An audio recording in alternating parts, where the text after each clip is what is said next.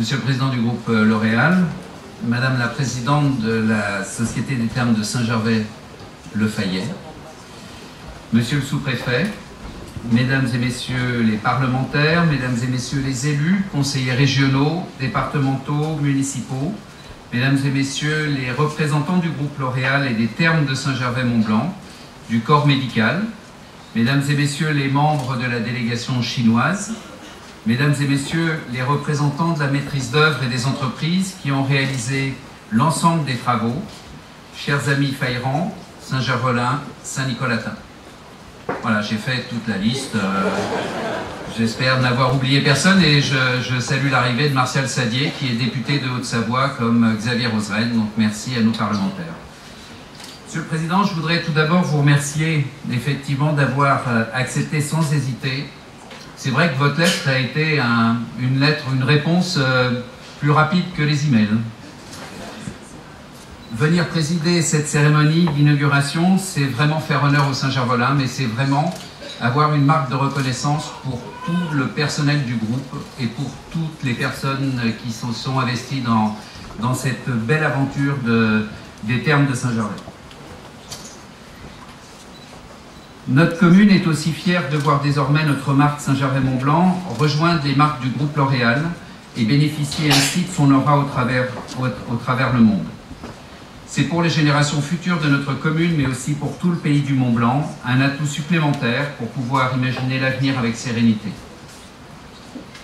Depuis 2001 que notre équipe municipale préside aux destinées de la commune de Saint-Gervais, de nombreuses pages de sa vie ont été écrites, faisant de ce que certains se plaisaient à dénommer la Belle au bois dormant, une coquette petite ville dont les différents bourgs rayonnent désormais pour le plus grand bonheur de ses habitants et de ses hôtes.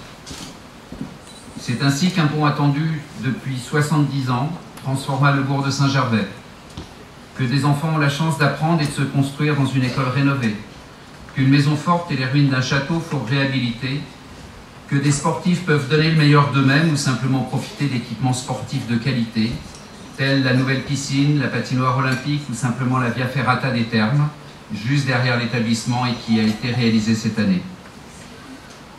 Saint-Gervais est aussi devenu un haut lieu du respect du passé au travers de la restauration de son patrimoine bâti. Qu'il s'agisse de nos deux églises baroques, j'ai eu le plaisir de vous faire visiter celle de Saint-Gervais tout à l'heure, c'est pour ça qu'on a un tout petit peu de retard, donc on s'en excuse. Des chapelles des hameaux, dont il en reste 11 sur 13 à restaurer et à financer. Point. À Saint-Gervais, nous n'avons pas attendu la création d'un loto pour agir, et c'est grâce aux convictions de nos habitants, de nos résidents secondaires, que nous avons su convaincre l'Europe, l'État, au travers de la DRAC. Merci, Monsieur le Sous-Préfet, la région, merci aux représentantes de la région et à la représentante de Monsieur Vauquier, le département, merci, Monsieur le représentant du département, de nous apporter leur expertise et leurs aides financières. Parce que les deux vont de pair. Ce n'est pas uniquement de l'argent, c'est aussi d'avoir de la matière grise et pour pouvoir réhabiliter le mieux possible. À leur côté, je voudrais saluer la fidélité et la générosité de nos donateurs qui nous accompagnent dans cette belle aventure du respect du passé, la Fondation Bettencourt-Schuller, le mécénat des familles Caquino et Gombeau, mais aussi les centaines de donateurs réunis par la Fondation du patrimoine. Monsieur le Président, respecter le passé est le premier devoir qui s'impose à tous les décideurs. Permettre à l'avenir de s'écrire en est le second. C'est ainsi que depuis plusieurs années, les élus de mon équipe municipale ont décidé d'accompagner l'art contemporain, avec l'aide des mécènes, dont la Société des Thermes de Saint-Gervais-Le Fayet. C'est ainsi qu'est né en particulier 2KM3, une très belle opportunité qui a permis de transformer les 12 niveaux de notre parking couvert en un musée où des automobilistes peuvent stationner leurs véhicules devant des œuvres d'artistes venus du monde entier. L'art a envahi nos lieux de vie quotidienne grâce à vous. Étienne de Fleurieux, l'un de ces artistes sélectionnés par Zoher et Hirsute, c'est des noms de scène, commissaires de cette exposition, ils sont par là, je ne sais pas où, et mécéné par les Thermes de Saint-Gervais, a réalisé l'œuvre souvenir de l'inauguration d'aujourd'hui. Bien vivre, s'ouvrir au monde, dévaler nos 450 km de pistes de ski à travers bois et alpages, gravir le Mont Blanc ou les autres sommets de notre magnifique massif, c'est ce que nous offrons à nos habitants et que nous partageons très volontiers avec nos visiteurs. Si on touche le bonheur du bout des doigts, on l'atteint à Saint-Gervais grâce à un élément que tant de monde nous envie, les bienfaits de l'eau thermale que les entrailles de la Terre nous offrent et que votre groupe, Monsieur le Président, a décidé de magnifier un beau jour d'août 2016. Grâce à cette décision et à la rénovation complète des thermes, les propriétés de notre eau vont pouvoir poursuivre et étendre leur mission, soigner, apporter du bien-être, ici à Saint-Gervais, mais aussi jusqu'au bout du monde, grâce aux produits cosmétiques de la marque Saint-Gervais-Mont-Blanc, fabriqués avec 100% d'eau thermale, ce qui est quasiment quelque chose d'exclusif. Grâce à l'implication de vos équipes, à celle de Sophie Velu, de Benita Cooper, du corps médical et paramédical et du personnel de l'établissement thermal, l'épopée commencée il y a plus de 2 siècles se poursuit. Permettez-moi en quelques mots de vous la conter. Les sources chaudes étaient connues au fond de ce vallon dès le Moyen-Âge. Et c'est seulement en 1806 qu'un ingénieux notaire impérial fonda les thermes qui furent autorisés par le préfet, non de la Haute-Savoie, mais de Genève, qui était alors chef-lieu du département. On a donc vendu la Suisse quelque part un jour. Les eaux chaudes étaient alors prises en boisson, en bain dans des baignoires en bois ou dans des bains de vapeur, et on séjournait aux thermes, dont l'hôtellerie servait aussi d'étape pour les grands excursionnistes en route pour Chamonix. Michel Charlet, ancien maire de Chamonix et conseiller général, qui est là, ne s'en souvient pas parce qu'il était trop jeune quand même. On dit même qu'ils séjournèrent sous des noms d'emprunt 2 impératrices, toutes 2 épouses de Napoléon Ier, Joséphine en 1810 et Marie-Louise en 1814. On y croisa également de célèbres écrivains et poètes tels Chateaubriand et Lord Byron. Entre 1838 et 1870, les thermes eurent une première heure de gloire grâce au docteur Domey, d'origine belge, qui les racheta. C'est à cette époque que fut créé le parc thermal sur les communaux, les terrains communaux, et que de grands bâtiments furent construits. En 1860, la création de la route de Chamonix favorisa l'accueil aux thermes qui connurent alors leur apogée avec la clientèle aristocratique. À la disparition du docteur Domey en 1870, son neveu du Chaussois, prêtre dominicain, hérita des thermes qui seront vendus en 1881 à la Compagnie Générale des Eaux de Mer de Vichy. Donc on retrouve, puisque Vichy est une marque du groupe L'Oréal, eh bien on retrouve quand même dès 1870 déjà des approches. C'est plus long que le pont, hein, pour les termes.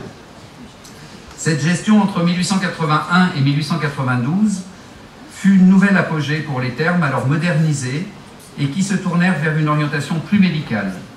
La bourgeoisie industrielle du nord de la France, les Français d'outre-mer, complétèrent la clientèle d'excursionnistes de Chamonix.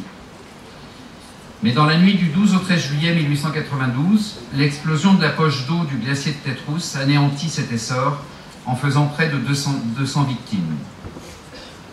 La reconstruction privilégia un nouveau site à l'entrée du parc thermal, mais l'éloignement des sources en diminua alors l'efficacité des traitements, les eaux refroidies par le transport perdant leur propriété. La période de la guerre et la crise d'après-guerre furent fatales au gestionnaire qui vit l'activité thermale baisser régulièrement et qui fut contraint en 1930 de céder les bâtiments des thermes et les sources à la commune de Saint-Gervais. La gestion des thermes fut alors assurée par une société fermière, épaulée par un comité scientifique, consultatif médical, dirigé par les docteurs Dezeau et Paillet. Le docteur Paillet a été un grand médecin et à Saint-Gervais a eu une action très importante, en particulier pour les préventoriums, pour toutes les maisons d'enfants. En 1946, la commune décide de vendre l'établissement à M. Roy, dont la gestion apparaît vite douteuse et qui ne tint pas ses engagements de moderniser l'établissement. Deuxième étape, en 1958, la commune décide alors de racheter à nouveau les thermes et on confie la gestion à la famille Califano. Le docteur Lépinet, dermatologue réputé, orienta les thermes vers les soins aux brûlés. La danseuse étoile Janine Chara y fut alors soignée, tout comme les pompiers brûlés lors de l'incendie de la raffinerie de Faisin. On pouvait aussi croiser Marie-Madeleine Dienesch, ministre du général de Gaulle, tout comme la célèbre voyante Madame Soleil. Une nouvelle ère s'ouvrit en 1989 avec le projet de construction d'un nouveau bâtiment qu'on doit à l'architecte Bernard Ferrari, ici présent, et qui ouvrit en 1992. Le coût de 33 millions de francs, soit 5 millions d'euros, c'était pas cher, fut emprunté par la commune. C'est même pas le prix d'un télésiège aujourd'hui. Charge au concessionnaire de lui rembourser l'annuité, ce qui s'avéra impossible. La commune créa alors en 1994 une société d'économie mixte dont elle détint 75% du capital et nomma un médecin directeur. Elle supporta alors parallèlement la dette, soit 305 000 euros par an jusqu'en 2009. En 1997, sans remise en concurrence, la commune céda ses actions à la société Rivadis pour leur valeur nominale, la famille Califano cédant les 25% qu'elle détenait encore. Les années suivantes verront la création des Bains du Mont-Blanc et le lancement de la ligne de produits cosmétiques sous la marque Saint-Gervais-Mont-Blanc. C'est cette histoire, Monsieur le Président, dont la commune vous confie la garde, mais surtout la poursuite, en lui donnant un nouvel envol, qui cette fois sera à la dimension de l'ambition du groupe L'Oréal. L'avenir de notre territoire se construit maintenant avec vous et nous en sommes très fiers.